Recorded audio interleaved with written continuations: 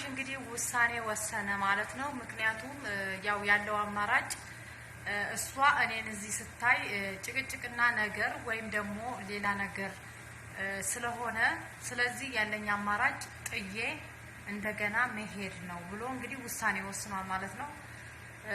እንግዲህ ዛሬ በቡራ ዩቲዩብ ቻናል መጥተው ነበር ማለት ነው። ቡራ ማለት የአብርሽና የሩታ ጓደኛ ማለት ነው ናቸው ማለት ነው። እንግዲህ ባለፈው ችግሩ ሲፈጠር ምናምን ሁላቸውም እዛ ነበሩ ማለት ነው። ግን አብርሽ በቃኝ መፋታት አልፈልግም፣ ያው ባለችበት ሁኔታ እንዳልኳችሁ መፋታት አልፈልግም፣ ግን ያለኝ አማራጭ አገሩን መልቀቅ ነው። በሚከፋት ነገር ሁሉ ከጎኗ አለው፣ ግን አሁን ላይ መሄድ አለብኝ ብሎ እንግዲህ አብርሽ ውሳኔ ወስኗል። ደግሞ ተመልሶ ስደት ሊወጣ ነው ማለት ነው። ባለፈው ሄደ ስንል ሂዷን ብለን ስናወራ መንጣቱን ሰማን። ሂዷን ብለን ተደስተን ሳንጨርስ አዲስ አበባ ወርዷ በሰረን። አሁን ደግሞ ተመልሼ እሄዳለሁ እያለ ነው። እንግዲህ እናያለን ማለት ነው። ሰላም ሰላም፣ ውድና የተከበራችሁ የቻናሌ ተከታዮች እንዴት ናችሁ? ያለው እግዚአብሔር ይመስገን። እናንተ እንዴት ናችሁ? በያላችሁበት የዓለም ዳርቻ ሰላማችሁ ብዙ ትርፍ ይበልልኝ። የምወዳችሁ ማከብራችሁ የቻናሌ ተከታዮች ዛሬ እንግዲህ ይዤላችሁ የመጣሁትኝ ያው እንደተለመደው ሩታና አብርሽን ነው። እንግዲህ ሩታና አብርሽን ይዤላችሁ ስመጣ እንግዲህ ሩታ ትናንትና በነገራችን ላይ አንዳንዴ እኔ በጣም ይገርመኛልና የሆነ ሰው ሲጣላ የሆኑ ሰዎች ክፍተት ስናይ ሁላችንም ቢሆን እኛስ በቃ እኛ እንኳን በርቀት ሆነን በቃ የሆነ አስተያየት ለመስጠትም ይሁን ለራሳችን ጥቅምም ይሁን ለምንም ካሜራ ደቅንም ቪዲዮ የምንሰራው ነገር በጣም ይገርመኛል። በዛ ላይ ደግሞ ዛሬ አሁን የሆነ 2 ነው 3 ቪዲዮ አይቻለሁና አብርሽን በጎን ይዘው ሩታ ደግሞ ድንገት መንገድ ላይ እየሄደች አግደው ቪዲዮ የሚሰሩ ብዙ ልጆች አሉ።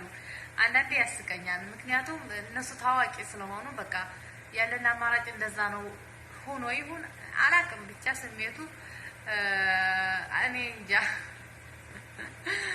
ማርያም በጣም ነው የሳቅኩት። ምክንያቱም እንደዚህ እያለፈች ሩታ እንደዚህ እያለፈች አግደው ነው ሲያወራት የነበረውና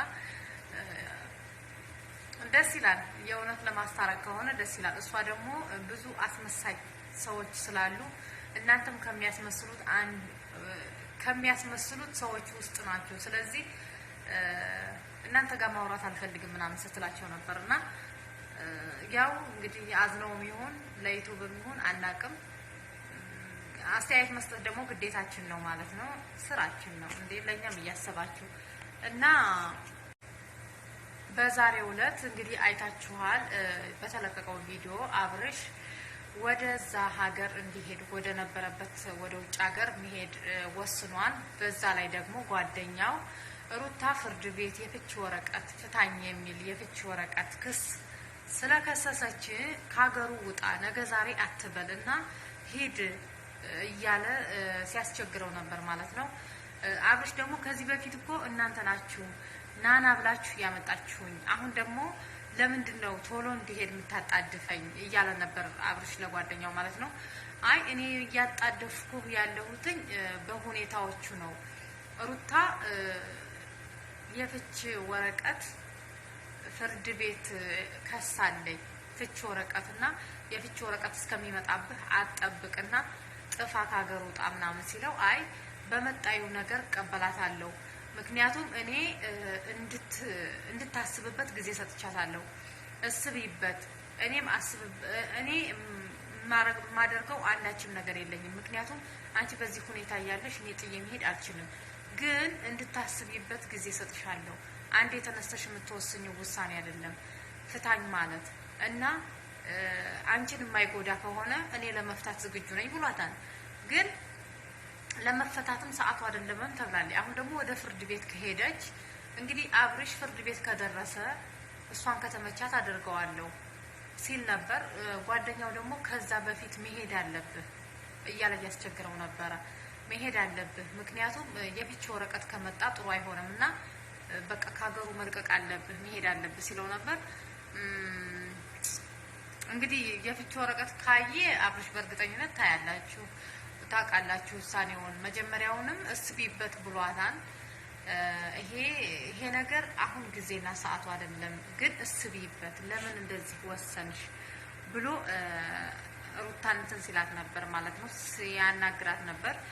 ሩታ ደግሞ በቃ ከእንደዚህ አይነት ህይወት ብቻዬን መኖር ይሻለኛል፣ ስለዚህ በቃኝ፣ አንተ ምንም አታስፈልገኝም፣ ስለዚህ ያለኝ አማራጭ ብቻዬን መኖር እፈልጋለሁ፣ ለራሴ ጊዜ መስጠት ለራሴ ቦታ መስጠት ስለምፈልግ እንድትፈታኝ እፈልጋለሁ ብላ ትናንትና ጥያቄ ጠይቀው ነበር። እሱም በፍቹ ጊዜና ሰዓቱ ስላልሆነ እንጂ እኔም ጭቅጭቁን አልፈልገውም፣ አንቺ የምትይው ነገር በሙሉ ላደርግ እችላለሁ፣ ግን አሁን ጊዜና ቦታው አይደለም እያለ ነበረ።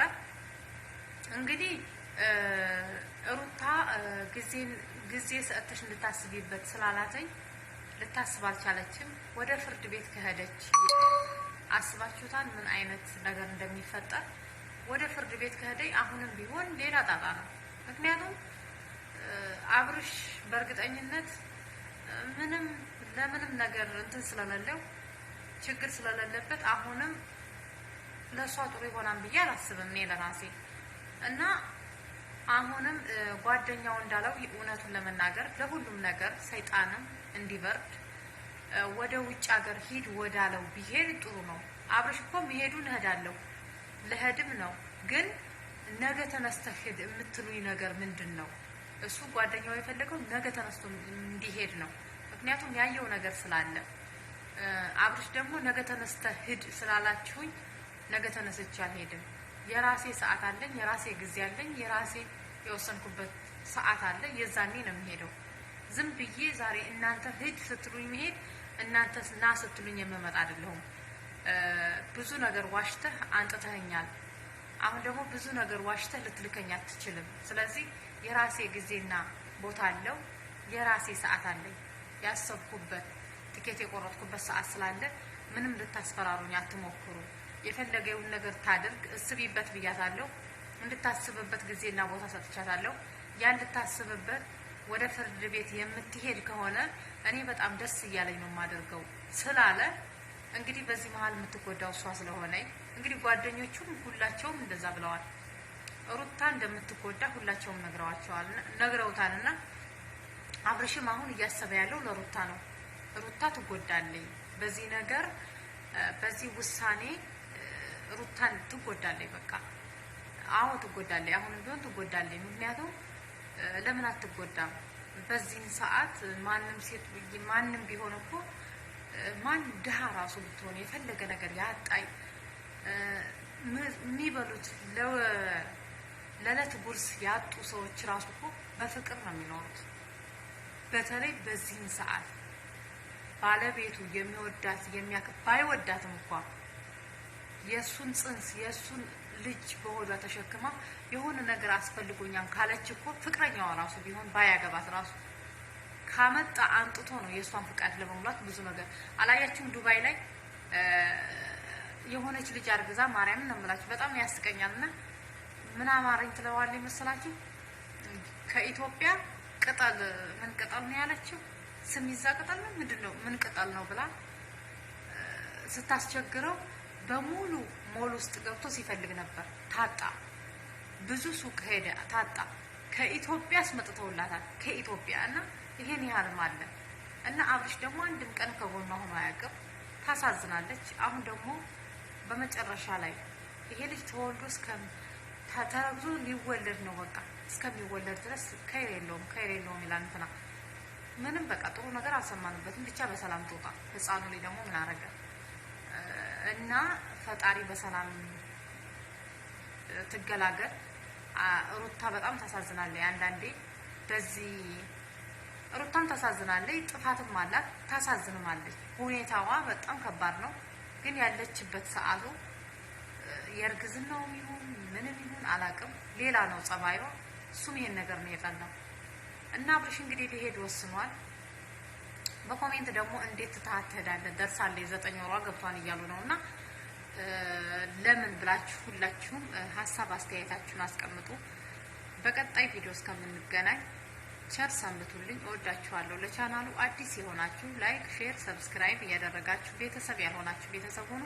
ቤተሰብ የሆናችሁም ደግሞ በኮሜንት